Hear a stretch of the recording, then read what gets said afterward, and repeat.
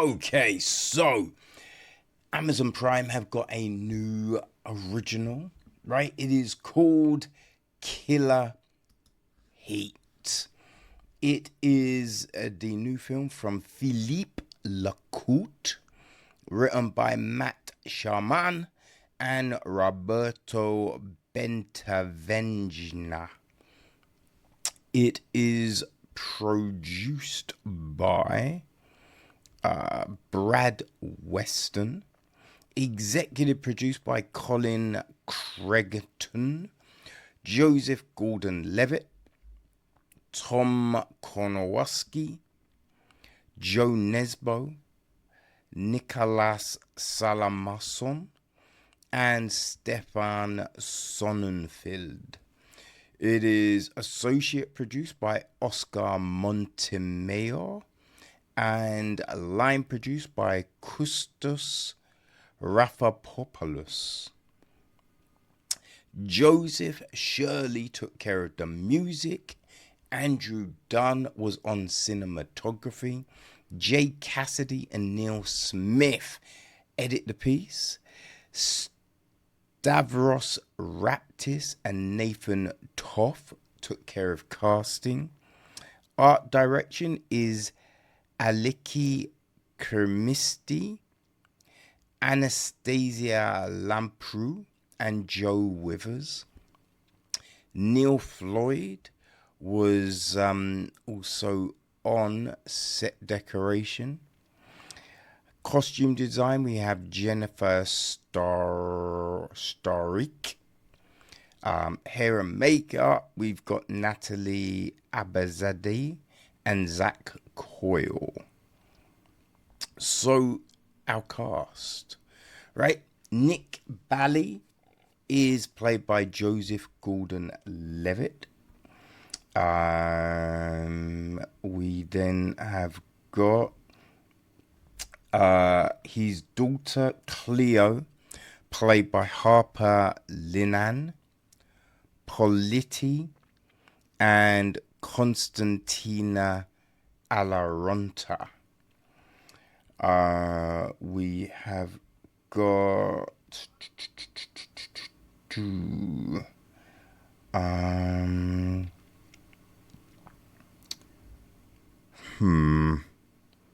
it's not overly clear.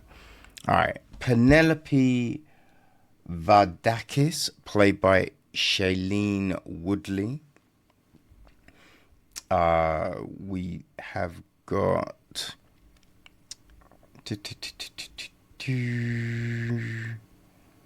oh my days, it's really horribly done, but Richard Madden plays Elias, and Leonardus Vardakis, his mother, Audrey, is played by Claire Holman. We've got Elias's best friend Yanis, played by Emmanuel Gavardikis. I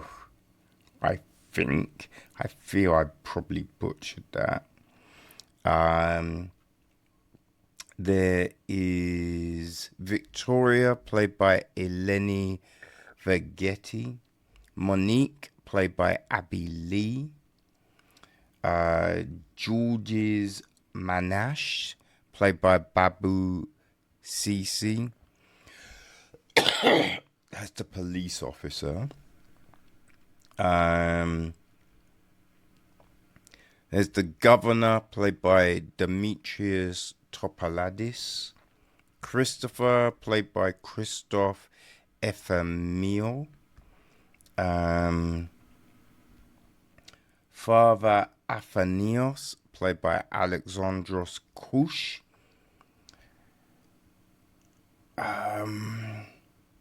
The morgue worker, played by Nikolaos Pasadananis. customs officer played by Fotini Bastatara. Ugh. Yeah, I think that is probably all our main lot of people. Yeah, I've really butchered the names. The gist of the story is this. On a remote Greek island, twin brothers, Elias and Leo, are caught in a violent love triangle. A damaged detective, Nick Bally, also known as the Jealousy Man, is brought in to investigate the case. I mean, this is based on a short story by Jo Nesbø from 2021 called The Jealousy Man, right? Now I might be forgetting, but I don't believe at any point in this film is Nick referred to as the Jealousy Man, right? He says to himself, I got jealous, right? But no one's like, hey, Jealousy Man, can you do this for me? No. Now, so this starts off with, and we learn it's Nick narrating, right? He's talking about the Icarus myth. And we see a guy rock climbing, right? He's free climbing, because that's what you call it, free climbing. In this film, they keep on referring to it as free soloing, right? It's free climbing, people. And I'd say, look, the film is shot well. It looks nice, right? Our cast is good. We get decent enough performances for the most part. I'll get back to that.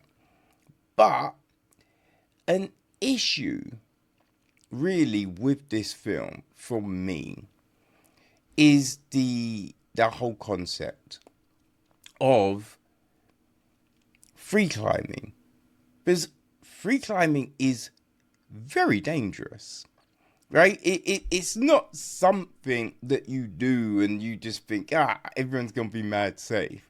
Mad people die free climbing, right? It's usually only the best climbers, like Alex Honnold, will free climb.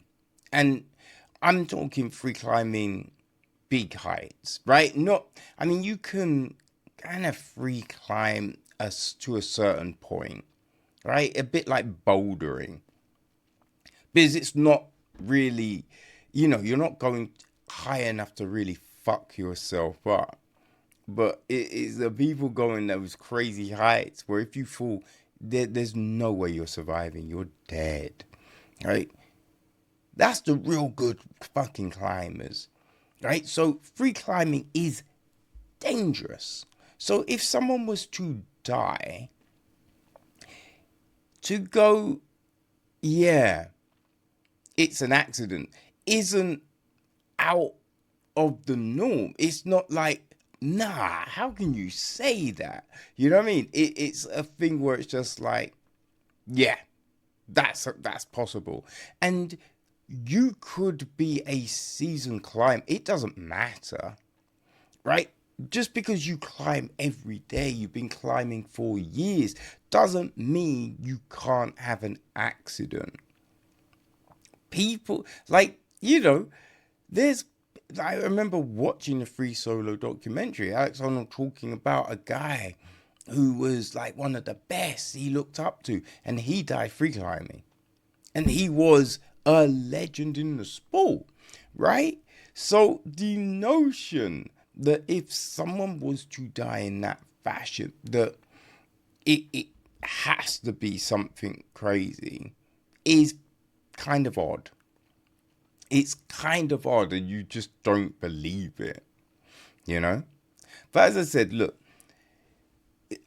with this, it follows the beats of this type of story. We're not I was going to say, we're not at all getting anything new here. You know where it's going, right? And it's just, how are they going to execute the final act? Because that's the thing. There's, I think we're alluding to certain things, but it's never going to really play out like that. But you also know there's going to be some sort of twist.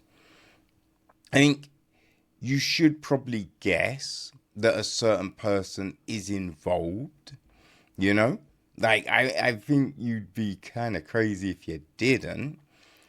But it's just like, okay, I know they're involved, but I know that there's mitigating circumstances. So what are we going to do? How is this all going to play out?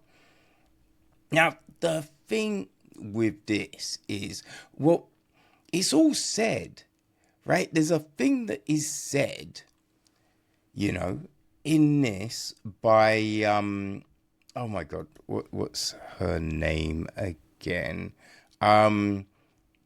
Penelope, right? She says this thing, which then makes the ending a bit like, and this whole thing about twins and not knowing is kind of crazy.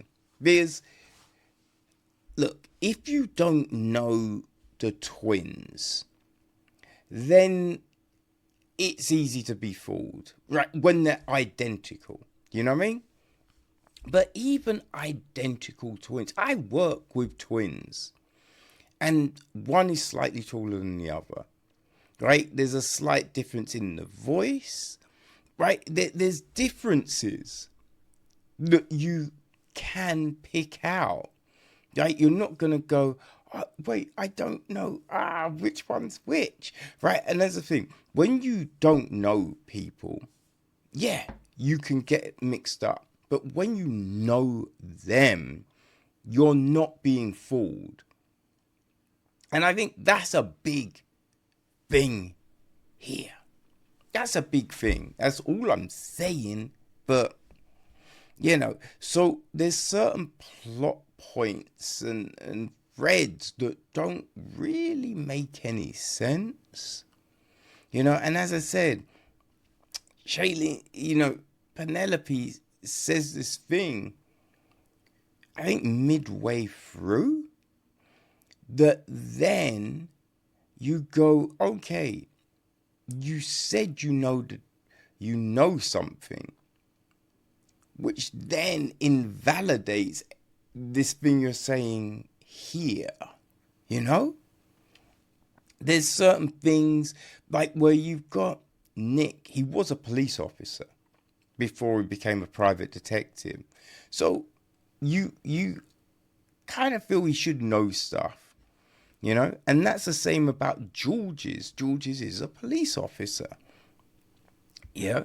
So when they're following people or doing certain things, you're just like, you should be better at this, right? You shouldn't be this bad, Like, it shouldn't be a case of people knowing you're following.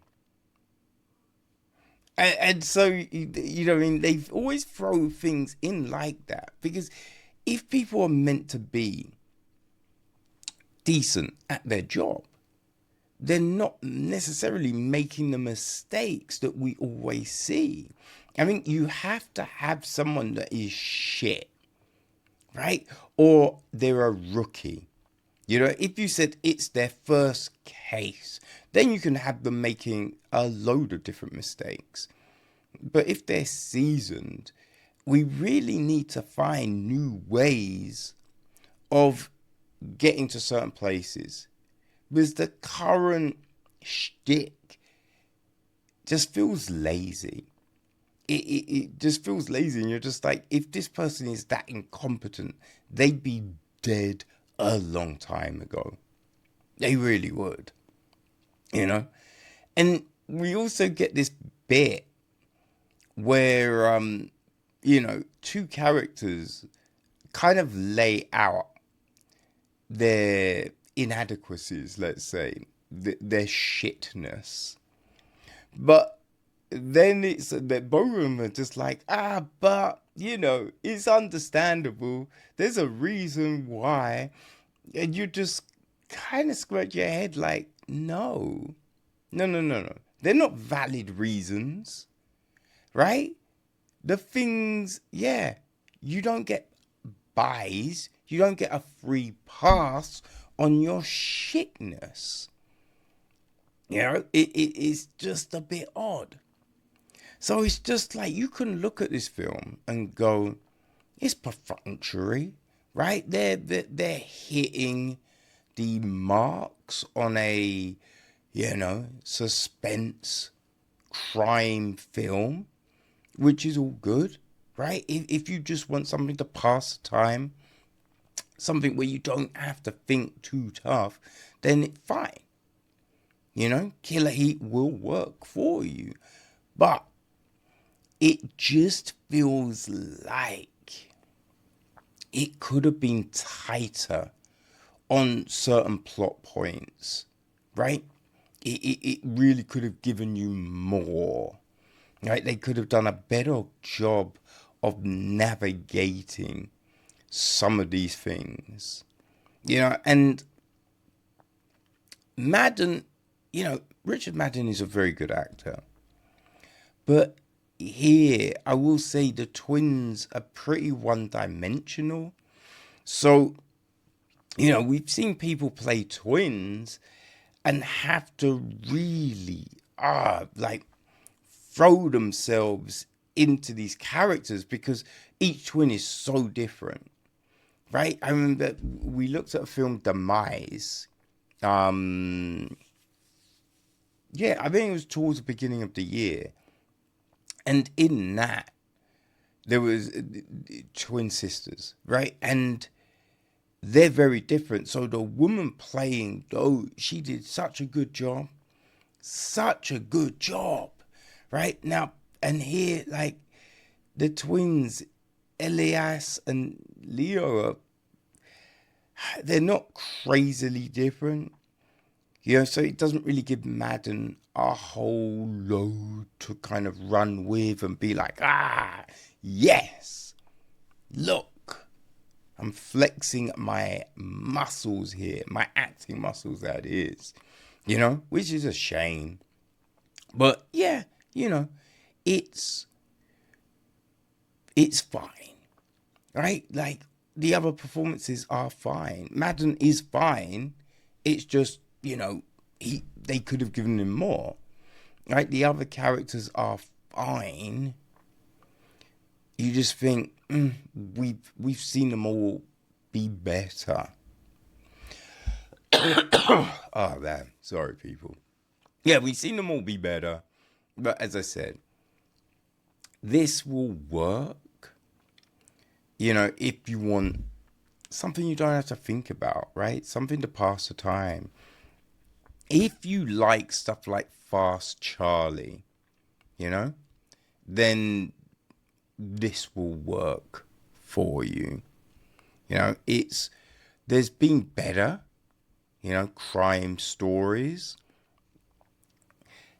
I mean, like, obviously this isn't a comedy or anything like that, but I will say that Knives. What's that? Something Knives. Gosh, it's the Ryan Johnson one with Daniel Craig. Like that, those were better films, I think, like for that genre. So yeah, it kind of depends what you're looking for. It's not terrible, right? It's not the worst thing you will watch. It's just kind of, middling. You know what I mean? It's not setting the world on fire. It's not gonna have you go, fuck, this could win an Oscar. You know what I mean? It's not that. It's not that. And we've seen everyone be better. But, it's not an overly long film. So yeah, if you want to pass the day, it's not 24 hours long. But yeah, if you want to pass the time, then Killer Heat could be for you. It's on Prime Video, people. There you go.